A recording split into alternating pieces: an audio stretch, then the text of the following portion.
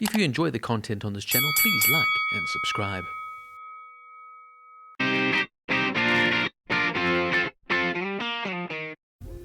The Big Lebowski is a 1998 independent crime comedy film written, produced and directed by Joel and Ethan Coen.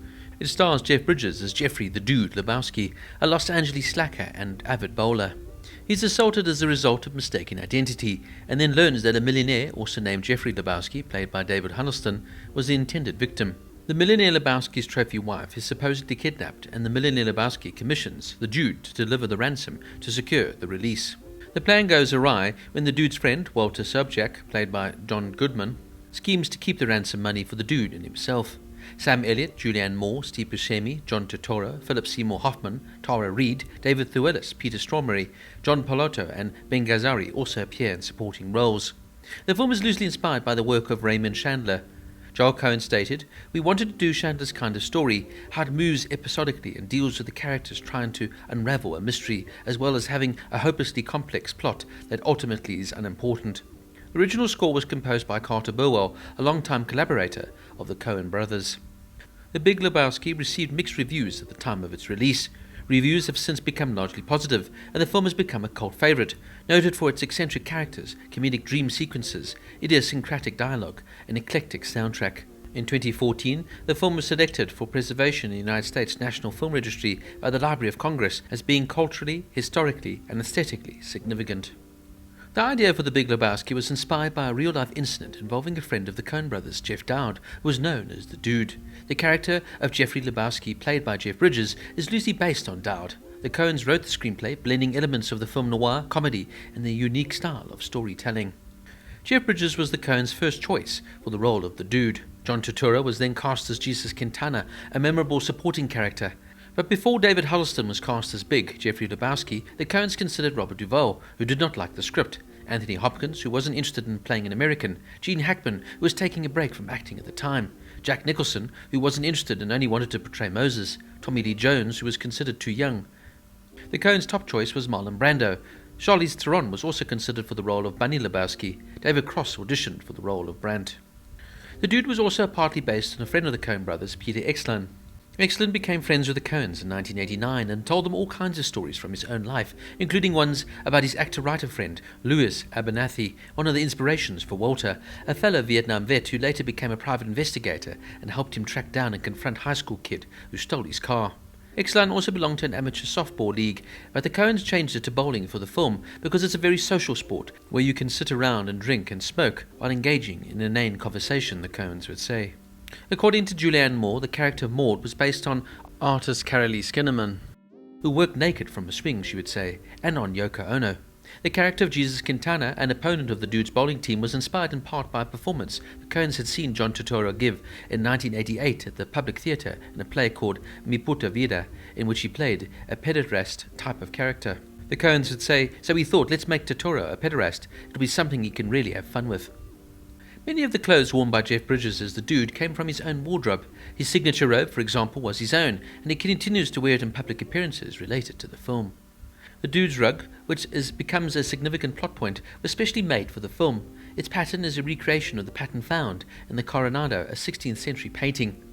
Lebowski's Fest is an annual festival that started in 2002, where fans of the movie gather to celebrate the Big Lebowski, with activities like bowling, costume contests, and screenings.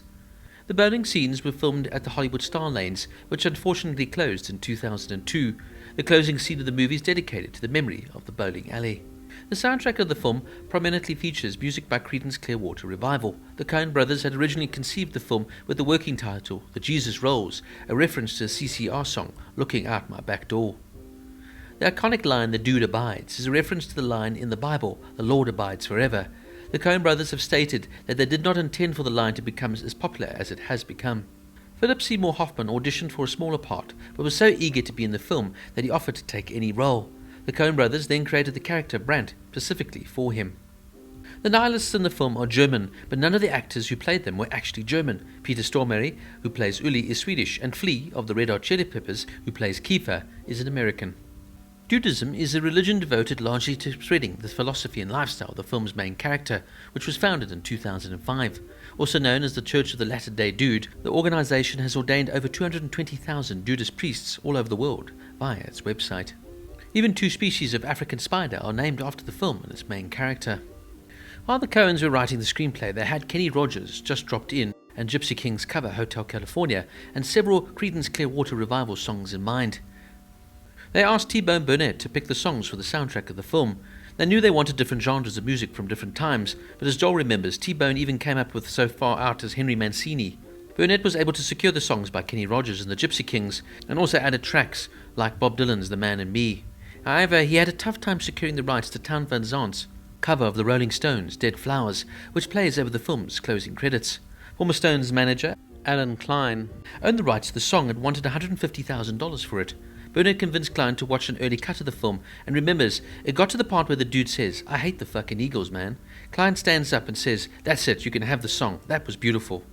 Joel Coen said that music defines each of the characters. For example, Tumbling Tumbleweeds by Bob Nolan was chosen for The Stranger at the time the Coens were writing the screenplay, and Lujon by Henry Mancini for Jackie Treehorn. The German nihilists were accompanied by the techno-pop and Jeff Bridges by Creedence, so there's musical signature for each of them, remarked Ethan in an interview. Now firstly, I'm a big fan of the Coens' work.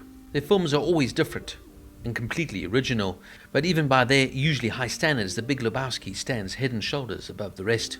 One of the film's strengths lies in his memorable characters. Jeff Bridges as the dude delivers an iconic performance portraying a laid-back and perpetually chilled character who navigates a chaotic world with a sense of indifference. John Goodman as Walter Sobchak and John Turturro as Jesus Quintana also stand out, adding to the film's ensemble of eccentric personalities. For me, one of the things that stands out is the offbeat and irreverent sense of humor. The dialogue is filled with witty, quotable lines, and the situational comedy arises from the stark contrast between the characters and the absurdity of their circumstances. Humor is often subtle and relies on dry, deadpan delivery, which is right up my alley. One thing the Coen brothers are known for is a meticulous approach to filmmaking. They bring their distinctive visual style here to this film. The cinematography by Roger Deakins captures the essence of Los Angeles, and the film's eclectic characters contribute to the film's overall atmosphere. Of course, I also love the soundtrack, featuring such a diverse selection of music from artists like Bob Dylan, Kenny Rogers, and Creedence Clearwater Revival. This really complements the film's real quirky tone. For me, the music not only enhances specific scenes, but really adds to the overall immersive experience of this film. There's no understating that this film has become somewhat of a cultural phenomena, inspiring fan events, festivals, and even a religion, Dudism, as I mentioned earlier. The film's influence extends beyond the screen, permeating various aspects of popular culture, which I truly find fascinating. Ironically, the film didn't really achieve significant box office success upon its initial release. But it just shows you that through its unique, unconventional narrative and memorable characters, it has become now this cult classic, and it's not always about how much you make at the box office, initially anyway. Look, this film has left an enduring legacy in the world of cinema. Its impact goes beyond traditional measures of success as it continues to resonate with audiences and has become a touchstone for discussions on film and even popular culture.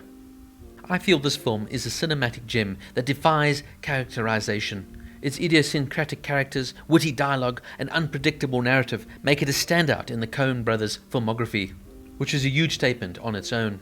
Whether you appreciate it for its humor, its characters, or for its sheer originality, The Big Lebowski remains a film that has left an undeniable mark on the landscape of modern cinema. The Big Lebowski gets a 9 out of 10.